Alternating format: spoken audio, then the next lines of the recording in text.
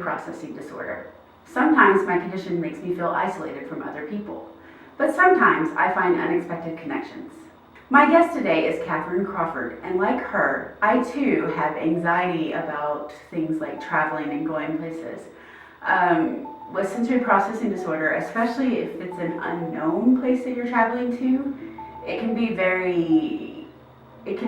very stressful and cause a lot of anxiety because, for instance, in a hotel room, you don't know if the sheets are going to be too itchy, or if at night I have to sleep with a blanket that's heavier, and if the blanket isn't heavy enough, I can't sleep.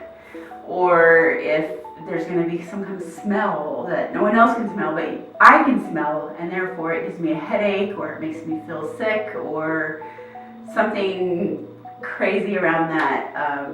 If I'm going to a place where I don't know the food, I don't know if there's going to be something that I can actually tolerate to eat. So it can be a lot of unknowns that can cause a lot of anxiety, and I have a ton of routines around travel that make me feel better and help alleviate some of the anxiety, but it still happens at the time. But Catherine doesn't live with SPD. She lives with graft-versus-host disease. Thank you for coming, Catherine. You're welcome. Can you explain graft-versus-host disease in your own words? Sure. Graft-versus-host disease is a disease that can happen after someone's had either a bone marrow or a stem cell transplant. And it's a disease where the new cells attack your body. So they are the graft, and you, the recipient, is the host. And so it happens to people that have had an allogeneic transplant. And an allogeneic transplant is a transplant where people have gotten cells from a donor as opposed to using their own cells. So there's a lot of confusion in the community about that, because if you have an autologous transplant, you're using your own cells, and then there's no risk of graft-versus-host disease. So I've sometimes described it as being kind of the opposite of what can happen. If you get a liver transplant, for example, your body's immune system might attack that liver because they see that liver as foreign.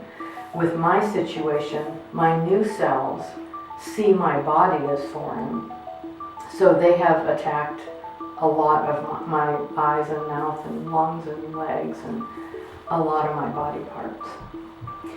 How do you feel graft-versus-host disease affects you in society? That's a big question. It affects me in a lot of ways, actually. One of the main ones is that most of my problems are invisible. So if you just meet me, other than maybe wondering why my eyes look like this, you wouldn't know that I have pretty serious problems with my lungs and my legs and my feet. And I have graft-versus-host disease in my mouth. So often when people have chronic graft-versus-host disease, most of it people can't see.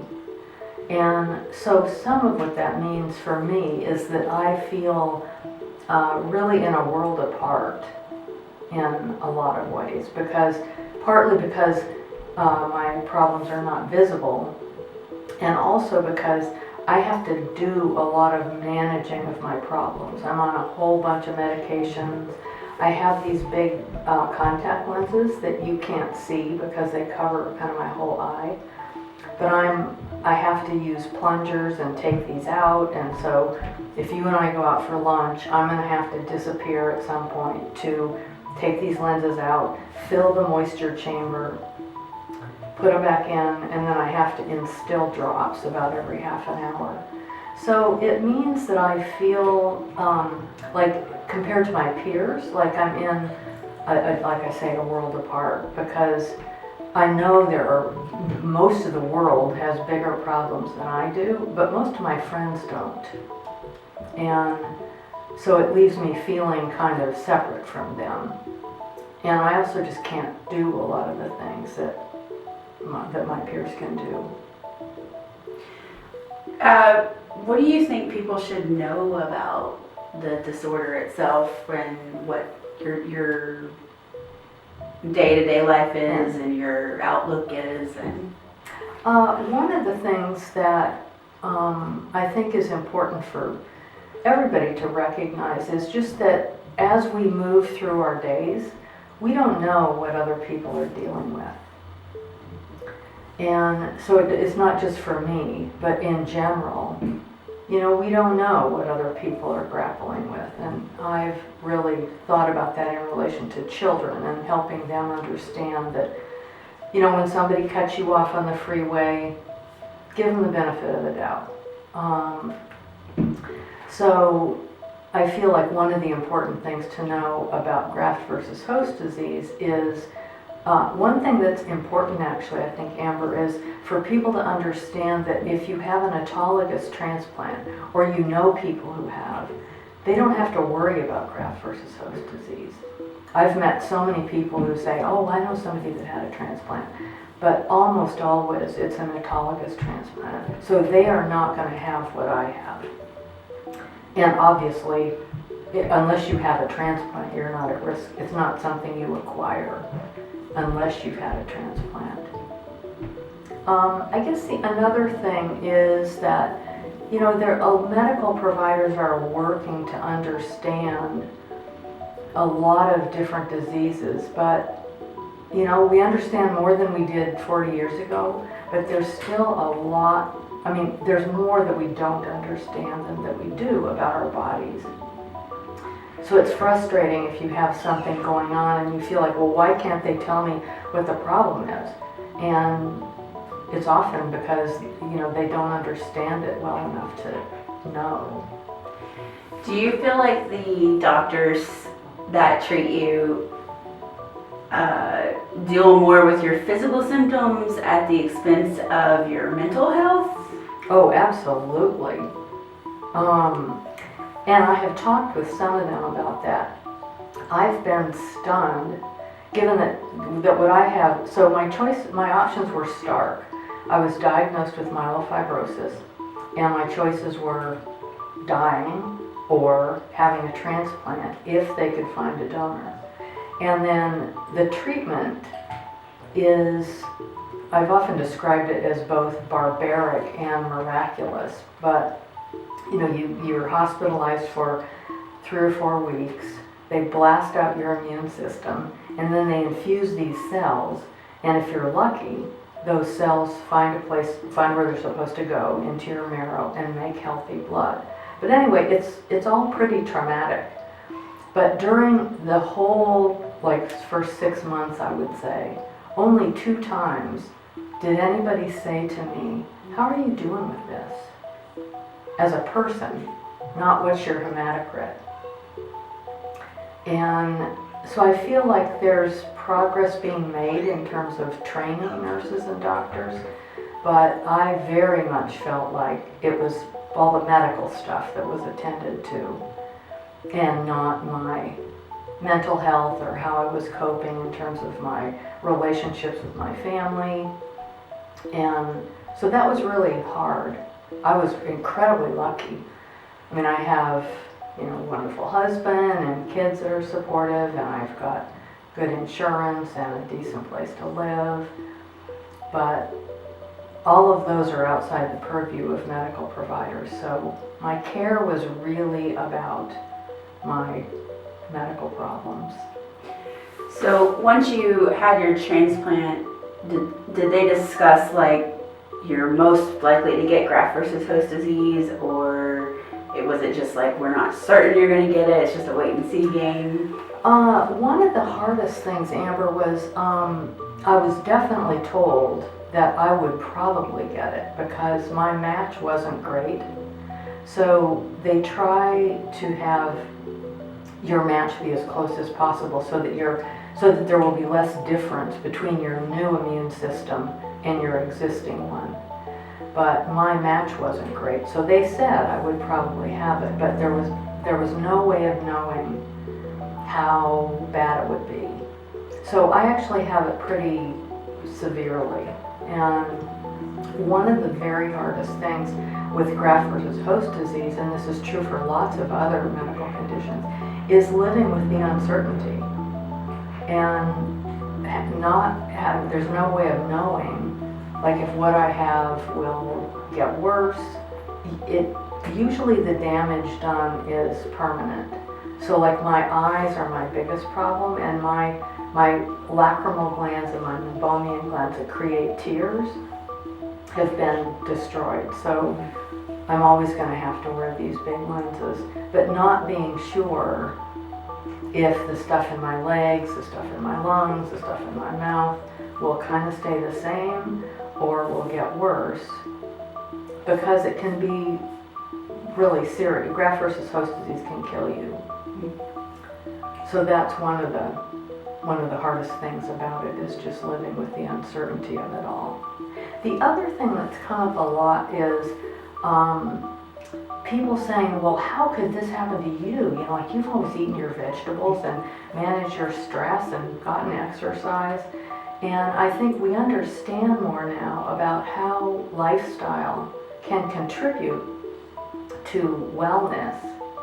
But I feel sometimes like it's almost gotten to the point that people feel like, well, if I do all of these things, then I should be healthy and I shouldn't have any problems. And kind of the reverse of that is, if you have problems, then you've done something wrong.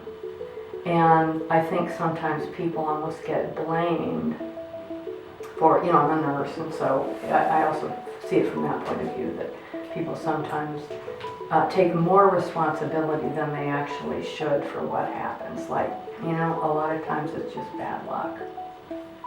Do you feel like, do you create any routines? Like, I know your eyes, you said you have to do things, but do you feel like you create routines that make you more comfortable in your day, or is it just kind of like an automatic thing throughout the day, or is it like timed? Oh, no, I have to, there's a lot of it's timed. Like my eyes, I mean, I have to use, you know, with regular contact lenses, you can be standing in a river and pop them out and spit on them and put them back in. With mine, I have to find a place to do it. And so that's built into my day. Like if I'm downtown in Seattle, every 2 hours I have to find some place to take my lenses out. I'm on a ton of drugs, and some of them it can't be taken together, so many times throughout the day I'm taking medication, and so I carry around food that I can use to take my pills. So I have routines about managing those aspects of my medical problems, and then I have a lot that I do as routine to try to maximize my health. So I've meditated for many years, and I feel like that's helped me a lot. I exercise. Now that I have this sclerosis, it can freeze your joints, and so I do yoga, and so all the things that I do to minimize damage just take a lot of time. Does the graft versus host disease affect different people in different ways? Does it affect everybody's whole body, or is it always like the similar spots? No, it's really variable. There are common spots, like it's really common for it to affect people's eyes and mouth. The stuff in my legs is less common, which is, it's kind of a skin, it's called sclerosis, and your skin gets hard. But it's widely variable, not only which body parts, but how severe. So you can have it, like my mouth effects are kind of mild, but my eyes are severe. So it's variable between people and within any one person's body. Besides the dryness, does it affect like how well you see? Do you have to wear extra glasses? It does affect how well I see, partly because my lenses, what happens is these lenses get kind of fogged up. And so that's one of the reasons I have to take them out and wash them. And so when my lenses are clean and the moisture chamber is full, my acuity is pretty good. But it kind of wanes over the course of a couple of hours, and then I have to go through the whole thing again. So with the every couple of hours thing, like going to see like a 3-hour movie is pretty much out of the question. Well, it's really hard. So I have eye drops everywhere, like in every pocket. And so what I do is I put more eye drops in so that until I can get to a place where I can take them out. But yeah, lots of things like car trips. You know, I've perfected taking them out and washing them, doing my whole thing in grubby mini marts with gaping drains and cleaning supplies all around. But it's always on my mind, like the next time I'm going to have to do it. So is there a chance for the graft-versus-host disease to go away and just be, you're left with the effects, or? There is, yeah. So what's supposed to happen, ideally, the new cells get used to your body.